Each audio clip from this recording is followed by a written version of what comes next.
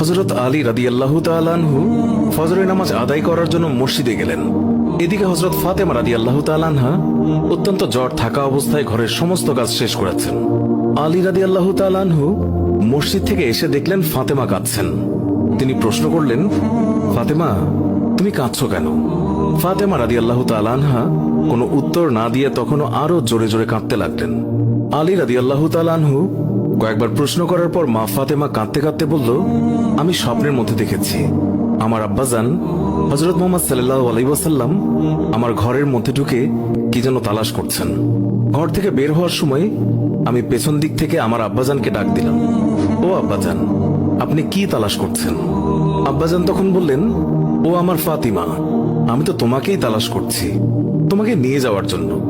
আরো বললেন, ও আমার ফাতেমা, আজকে তো তুমি রোজা রাখবে, সেহরি করবে আলীর দস্তরখানায় আর ইফতার করবে আমার দস্তরখানায়।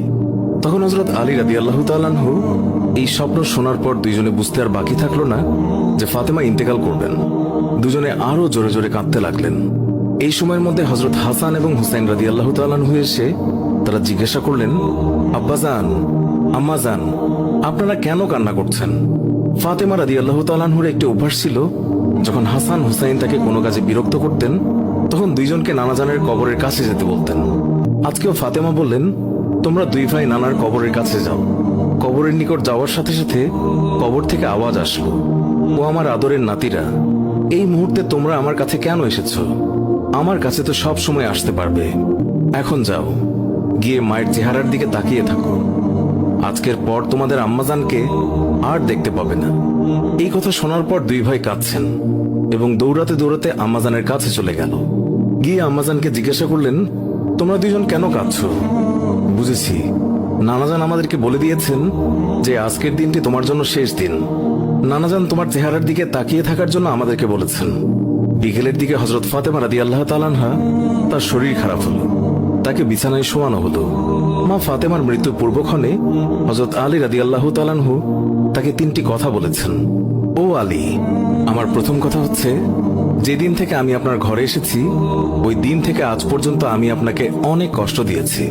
আপনি যদি আমাকে ক্ষমা না করেন তাহলে কি আমার কারণে আব্বাজান অনেক লজ্জিত হবেন। বলেন, আপনি আমাকে ক্ষমা করলেন কিনা? আলী রাদিয়াল্লাহু তাআলা আনহু তিনি তখন উত্তরে বললেন, ইয়া ফাতেমা, তুমি কি বলছো এগুলো? আমি তোমার যোগ্য ছিলাম না। তোমার আব্বাজান দয়া করে মেহেরবানি করে তোমার হাত আমাকে দিয়েছেন। বিয়ের দিন থেকে আজ পর্যন্ত আমি আলী তোমাকে ঠিকমতো দুবেলা খাবার খাওয়াতে পারিনি। ও ফাতিমা, তুমিই বলো, আমাকে ক্ষমা করেছো কিনা? তুমি যদি ক্ষমা না করো তাহলে আমাকেও কিয়ামতের দিন কঠিন শাস্তি ভোগ করতে হবে। ও আলী, আপনার সাথে আমার দ্বিতীয় কথা হলো, আমি মারা যাওয়ার পর আপনি বিয়ে করে নেবেন, দুনিয়ার যে কোনো মহিলাকে আপনার পছন্দ মতো। আমি আপনাকে অনুমতি দিলাম, আর আমার বাচ্চা দুইটিকে সপ্তাহে একদিন আপনার কোলে নিয়ে ঘুমাবেন আপনার সাথে। আমার তৃতীয় কথা হলো, হাসান হুসাইন যখন বড় হবে তখন তাদের দুই ভাইকে আল্লাহর রাস্তায় সোপর্দ করে দেবেন এবং আমাকে রাতের বেলায় দাফন করবেন। হযরত আলী রাদিয়াল্লাহু তাআলা আনহু বললেন, তুমি নবীর মেয়ে, আমি সবখানে খবর দিয়ে তোমায় দাফন করব, এতে সমস্যা কি? হযরত ফাতেমা রাদিয়াল্লাহু তাআলা আনহা তিনি এর উত্তরে বললেন, আমার কাফনের উপর দিয়ে সবাই অনুমান করবে নবীর মেয়ে কতটুকু লম্বা ছিল, কতটুকু স্বাস্থ্যবান ছিল, এতে আমার পর্দা ভঙ্গ হবে। মা ফাতেমার মৃত্যুর পর তার লাশের খাটিয়া বহন করার মানুষ মাত্র 3 জন ছিলেন, হযরত আলী রাদিয়াল্লাহু তাআলা আনহু এবং ছোট হাসান এবং হুসাইন রাদিয়াল্লাহু তাআলা আনহু। হযরত আলী ভাবছেন যে লাশের খাটিয়া বহন করার আরো একজনের প্রয়োজন হবে, তাহলে 4 কোনায় 4 জন কাঁধে নিতে পারবেন। এমন সময় হযরত আবু যর গিফারী রাদিয়াল্লাহু তাআলা আনহু তিনি হঠাৎ করেই উপস্থিত হলেন এবং খাটিয়ার কোনা বহন করলেন। হযরত আলী প্রশ্ন করলেন, হে আবু যর, আমি তো কাউকেই বলিনি, তাহলে আপনি জানলেন কিভাবে? তখন হযরত আবু যর গিফারী রাদিয়াল্লাহু তাআলা আনহু বললেন, আমি আল্লাহর রাসূল সাল্লাল্লাহু আলাইহি ওয়াসাল্লামকে স্বপ্নে দেখেছি। তিনি বললেন, হে আবু যর, আমার ফাতেমার লাশ বহন করার জন্য লোকের অভাব, তুমি তাড়াতাড়ি চলে যাও। ও আলী, আমাকে তো হুজুর সাল্লাল্লাহু আলাইহি ওয়াসাল্লাম আসতে বলেছেন, তাই আমি এসেছি। তোমরা তো আমাকে বলনি।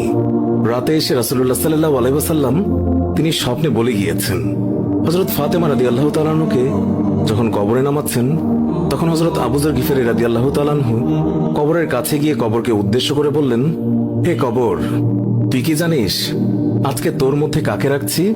উনি হচ্ছেন জান্নাতের সকল মহিলাদের সর্দার। হযরত ফাতেমা রাদিয়াল্লাহু তাআলা আনহার কবর থেকে কোনো আওয়াজ আসলো না। তিনি আবারও বললেন, উনি হাসান এবং হুসাইনের আম্মা যান।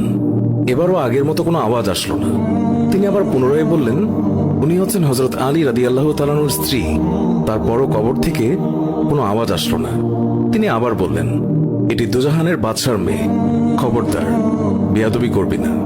আল্লাহ তাআলা তখন কবরের জবান খুলে দিলেন। কবর বলল, আমি অন্ধকার ঘর, আমি সাপ বিচ্ছুর ঘর, আমি এমন একটি ঘর যার মধ্যে কোনো বংশ পরিচয় কাজ হয় না।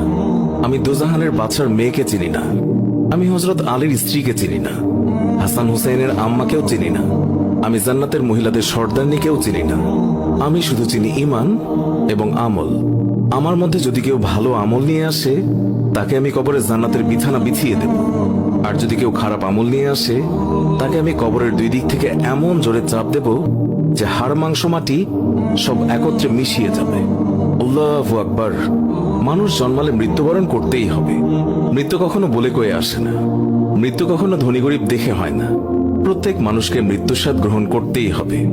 সুপ্রিয় দর্শক, এই ছিল আমাদের আজকের ভিডিও।